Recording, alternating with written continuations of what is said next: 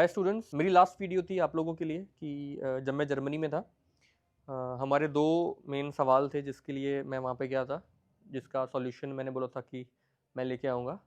पहला सवाल था कि क्या पीटीई एक्सेप्ट कर रहा है एम्बेसी, यूनिवर्सिटीज़ पीटी एक्सेप्ट कर रही है या नहीं। रूमर्स है बहुत सारे इसको लेके। दूसरा कि क्या अपॉइंटमेंट्स कब मिलना चालू होंगी, मिलेंगी या नहीं मिलेंगी। दोनों सवालों के आंसर लेके आया हूँ।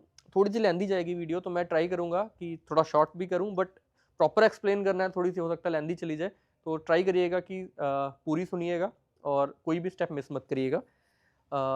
मैंने जो खुद अपनी रिसर्च करी इस पहले पार्ट को लेके, जो पीटीई वाला पार्ट है, कुछ यूनिवर्सिटी रैप से बात करी, कुछ एक्सपर्ट से बात करी, कुछ जो हमारे साथ के अच्छे एजेंट्स हैं उनसे बात करी, इमिग्रेशन लॉयर से बात करी, तो एक कंक्लूजन पे निकले कि क्या एक्चुअल फैक्ट है, क्योंकि यूनिवर्सिटी एम्बेसी अभी कोई भी अपडेट नहीं कर रही है, कोई भी उन्होंने पीटी को लेके अपडेट नहीं करा है। बट जैसा कि मैंने सुना मार्केट से कि लोगों के रिफ्यूजल्स भी आए हैं उसको लेके, तो उसी पार्ट को लेके जो वीडियो है उसका आंसर करने के लिए, इसको अगर हमें समझना है तो जो मैंने रिसर्च करी उसको लेके अगर मैं बताऊं, तो इसकी दो डिग्री हैं जर्मनी में। एक है जर्मन डिग्री, एक है non German degree. German degree अगर आप अप्लाई करते हो तो उस कंडीशन में आपको एपीएस चाहिए। अगर आपको एपीएस चाहिए, एपीएस सिर्फ आपकी इंग्लिश लैंग्वेज को वेरीफाई करता है, आइल्स एंड टॉफल को। आइल्स और टॉफल के अलावा अगर आपने कोई और सर्टिफिकेट किया है तो आपका एपीएस उसको वेरीफाई नहीं करेगा। अगर एपीएस आपके आइल्स या फिर इंग्लिश लैंग्वेज के सर्टिफिकेट को वेरीफाई नहीं करता है, तब आप जब एम्बेसी में पंच करोगे तो एपीएस सिर्फ आपके एकेडमिक को वेरीफाई करेगा, इंग्लिश लैंग्वेज के सर्टिफिकेट को नहीं। उस कंडीशन पे आप साथ में पीटी या कोई भी एग्जाम दिया है तो सपोर्टिंग डॉक्यूमेंट में दोगे, जो कि यूनिवर्सिटी को डाउट है कि आपका ये डॉक्यूमेंट कहीं फैब्रिकेटेड तो नहीं, कहीं ये डॉक्यूमेंट आपने एपीएस अगर लिया है तो आइल्स टॉफल करके क्यों नहीं लिया, आपने सेकंड ऑप्शन क्यों चुना। तो कहीं ना कहीं जो मुझे लगता है कि यूनिवर्सिटी एम्बेसी के माइंड में जो भी आपका वीज़ा ऑफिसर है ये डाउट चाहता है, जिसकी वजह से वो आपकी फाइल को रिफ्यूज़ कर सकता है। बट ऐसा 100% नहीं है। मैंने कुछ एप्लीकेशंस ऐसी भी देखी हैं जो एपीएस के साथ, पीटी के साथ भी वीज़ा आए बच्चों के। तो ये हम बात कर रहे हैं मेजॉरिटी ऑफ एप्लीकेशंस की।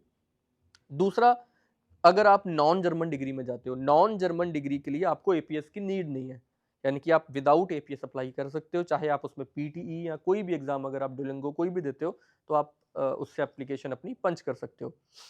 अब अगर आप मेरे से पूछो कि मेरा क्या ओपिनियन है, तो मेरा ओपिनियन ये है कि आप चाहे जर्मन डिग्री लो चाहे नॉन जर्मन डिग्री लो, आप दोनों केस में एपीएस के साथ ही जाओ। विदाउट एपीएस आप मत जाओ। एपीएस पे जाओगे तो आइल्स और टॉफल, यही दो ऑप्शन है आपके पास। पीटीई ऑप्शन तब है जब आप एपीएस नहीं दे रहे हो। तो अगर आप कैपेबल हो, अगर आप आइल्स और टॉफल कर सकते हो, तो आप सबसे पहले अपना ये दोनों में से कोई एक सर्टिफिकेट लो और एपीएस में आप इसको वेरीफाई कराओ और फिर उस एपीएस के साथ अपनी एप्लीकेशन एम्बेसी में पंच करो। ये है आपके वीज़ा चांसेस इंक्रीज करने का तरीका।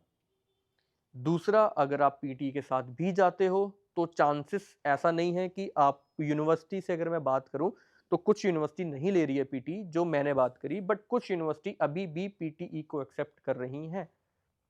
तो उस कंडीशन में अगर आप उस यूनिवर्सिटी में अप्लाई करते हो तो आपका एडमिशन भी हो जाएगा, हो सकता है वीज़ा भी आ जाए, बट चांसेस रिफ्यूजल्स के भी रहते हैं। हाई चांसेस अगर मैं बात करूं तो रिफ्यूजल्स के ही रहते हैं।